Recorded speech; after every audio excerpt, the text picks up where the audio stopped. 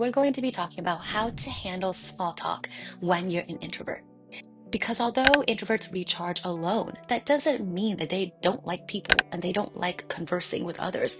It just means that introverts prefer more one-on-one, intimate, deeper, meaningful conversations. That's how you connect. So small talk, talking about someone's favorite drink or their football team or reality TV is just excruciating. And it feels like you keep reaching a dead end when you have this small talk. But you're an introvert who is trying to connect with others. You're putting the effort in. So, how do you make it work for you?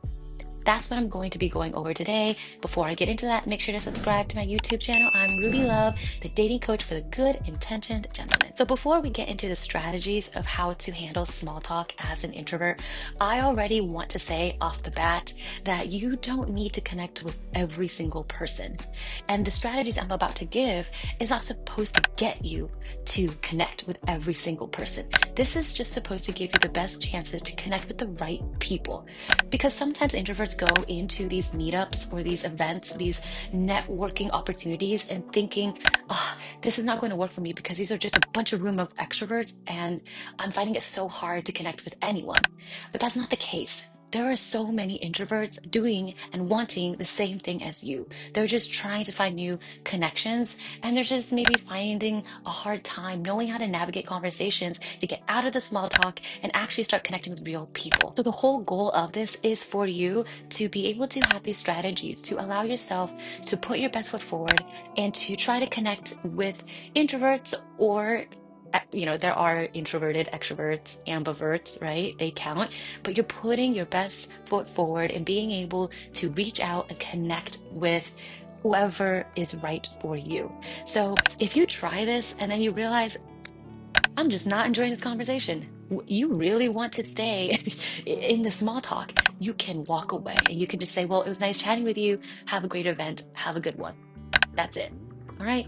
So, but let's learn the strategies and how you can make these connections at events and how to handle small talk, basically getting away from it as an introvert. So the first part of this is questions. I'm pretty sure you're aware with every conversation, there needs to be questions to get to know each other. So what questions could you be asking besides basic questions like what brought you here? I think depending on the environment you're in, it is a very typical warm-up question to just ask, what brought you here?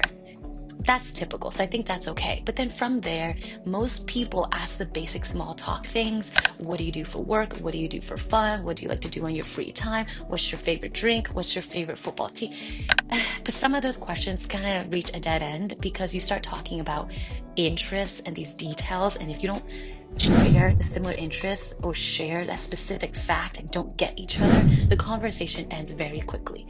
So the thing about questions is, you can always find a great question that allows for reflection and introspection and allowing you to get to know this person based on their values and who they are and their lifestyles and their beliefs by making sure you have the intention to stay curious in conversations and to understand them, understand their journey. So if you go into every conversation and then you hear them say something about themselves or you hear a response, I want you to think, stay curious. What about that piece of information I can stay curious about? What about that piece of information can I understand more of in regards to their journey?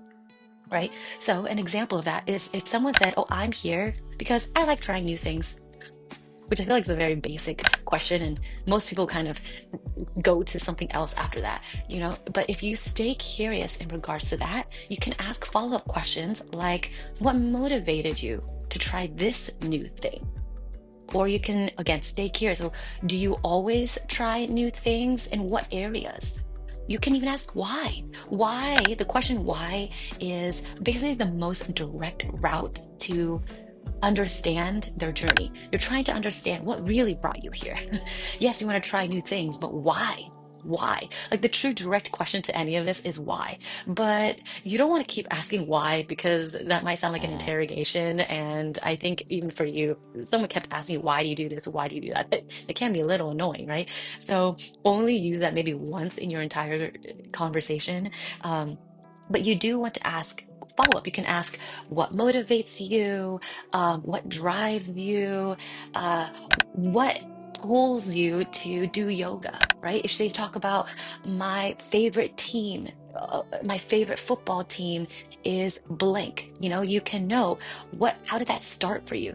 That's another follow-up question you can ask, right? How did that begin for you? Because when someone starts talking about how things started, that really releases their journey, right? And if they're willing and they're reflective enough, then they can tell you about that story. And as you listen to that story, you're learning more about them, what motivates them, their why. And then again, depending on their response, you can continue to stay curious and understand their journey. So, quick review questions you can ask: what motivates you? What drives you? How did it begin for you? Um, how did that start for you? Or the direct question of why. So let's say I will give you a quick hint here, or a bonus. I will give you a bonus question here. If you feel like the conversation is kind of dead, and you don't know what to ask, you can always ask, what has been your highlight of the week? That is a fantastic question to ask at any point in time, because when you ask about a highlight, it really forces them to talk about what matters to them. Why did they choose it as a highlight? And whatever answer they give, you can stay curious about that, right? So that's the first part in regards to questions you could ask. The second part is who you want to talk to, right? So it's important for you to share something about yourself that allows them to see that you are a reflective person and you are introspective and you appreciate probably meaningful conversations because you're trying to dive into that. You have this skill too of being able to talk about yourself in that way. So you may wonder, well, what can I share, Ruby? Well, I want you to already prepare one at least trait, value, belief of yourself before any event, before any conversation, just so you're not confused in the moment. So before you go to any event, know what you already want to express about yourself. Because you know that if you express this about yourself, it will be a connecting point. When I say connecting point, that's where you can really relate and thrive. That's where you see, wow, we share the same value, we share the same lifestyle, we share the same beliefs. And that's what has you really diving into that meaningful conversation that you're hoping for. So most people go into conversations talking about interests, specific things. Let's talk about reality TV. I personally like reality TV. Many times conversations can talk about, oh, have you been watching TV? Oh my gosh, did you watch Love Island? Did you watch The Bachelor? And then again, but people dive into the interest of it. And that's not a meaningful conversation, right? About talking about the contestants and what happens on each episode. But if you know what you're trying to express about yourself, you can transition from talking about an interest into the trait. So you may ask now, what are some traits? What do you mean? Let's say you are a curious person. You could be an adventurous person. You're someone who really thrives off of understanding psychology. You really like to dive into the politics of certain things. You love talking about the environment because you care about the impact of people's behavior. Any of that.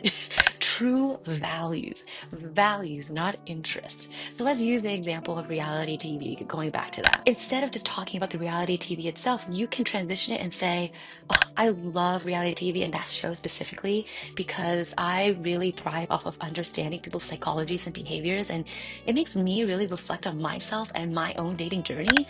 And I get really kind of inspired from those shows to change. That within itself, that sentence says so much about you. And if someone can connect with that, they will come back and say, you know what? Me too. Or they can say, I actually really enjoy watching reality TV because it allows me to use my creative brain and thinking about the different games that they're doing, whatever, right? They can kind of go about it. So it doesn't matter really if that person has to connect with you and relate to you in that way, but it does open up the conversation to be more meaningful and to understand this other person who may view this interest different than you. So again, you just have to be willing to share a connecting point, share a trait that allows a connecting point to happen so that you can branch off of that small talk. And that's that. Now, again, if you do that and you're just meeting dead ends, like if they can't even relate, or they can't even talk about themselves, or they just nod at you and they go, oh, that's cool. So anyways, what's your favorite drink? If that happens, let it go. You know you did your best. You tried. You asked questions where you stayed curious and you were trying to understand their journey, and you shared a trait, a value, a belief about yourself so that you can open up the doors to being reflective and having more meaningful conversations. But it reaches a dead end each time. You did your best. On to the next person to see if you connect with them. Um, and that's that. All right. Thank you so much for watching this. This is kind of a longer one, I feel, than most of my videos, but I hope it all makes sense. Rewatch it a couple of times, write down these strategies, come up with your own plan to handle these events. But good luck in these interactions. Know that there are plenty of introverts out there who would love to connect in a more meaningful way. And I hope this opens the doors for you in order to do that. All right. I'll see you at the next video.